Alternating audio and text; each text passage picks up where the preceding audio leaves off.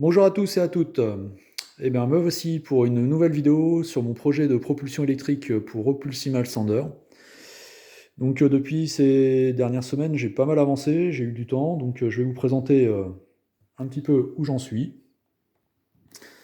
Alors, tout d'abord, ici, nous avons l'instrumentation de bord. Comme toujours, le moteur, une pince ampérimétrique pour mesurer le courant de la batterie, ici le contacteur de puissance, ici la batterie, ici la commande des gaz, et ici le voltmètre qui mesure la tension moyenne aux bandes du moteur.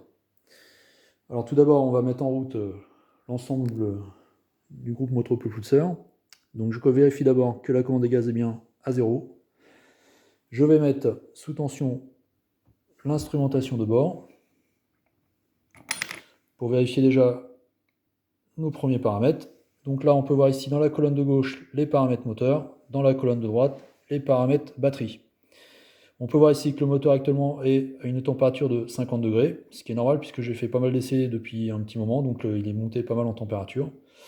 Dans la colonne ici, on a l'état de charge de la batterie, donc actuellement on est à 32,5%. Ici, la température de la batterie, on peut voir qu'elle est supérieure à 90 degrés, mais la sonde de température n'est pas branchée encore. Et ici, la tension de la batterie en temps réel. Ensuite, on va mettre sous tension la partie puissance, donc variateur, batterie et moteur. On entend le clac du contacteur de puissance.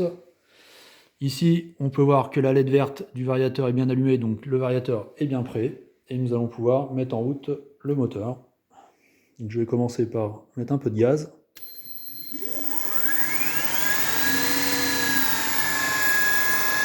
Là, on mesure un courant en batterie qui n'est pas bon.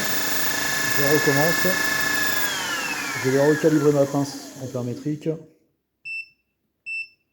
Voilà, donc je relance la commande des gaz.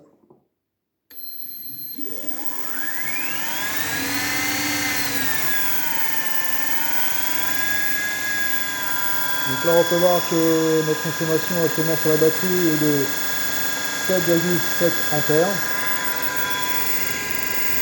Sur l'instrumentation de bord, on lit bien 7,2 ampères. Donc ça correspond bien à ce qu'il faut. La tension de la batterie est descendue à 49,6 volts. Il y a une petite chute de tension qui est importante, mais bon, les résistances de contact ne sont pas encore optimum.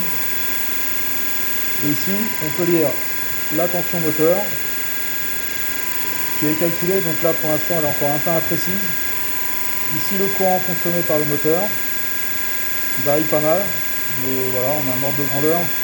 Je vais mettre un petit peu plus de puissance pour essayer de le stabiliser. Voilà. Bon, ça varie pas mal, mais bon, il faut savoir que sans charge, le moteur varie beaucoup aussi en vitesse. Ici, on voit aussi la puissance consommée par le moteur. Donc là, à peu près 400, 450 watts, on va dire. Je vais mettre la commande des gaz à fond. Et là, on devrait avoir des mesures beaucoup plus stables.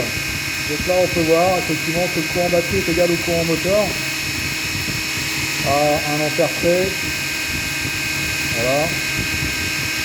Et ici, on voit toujours 12-13 ampères de consommation de courant batterie. Ici, 13 ampères pour la batterie.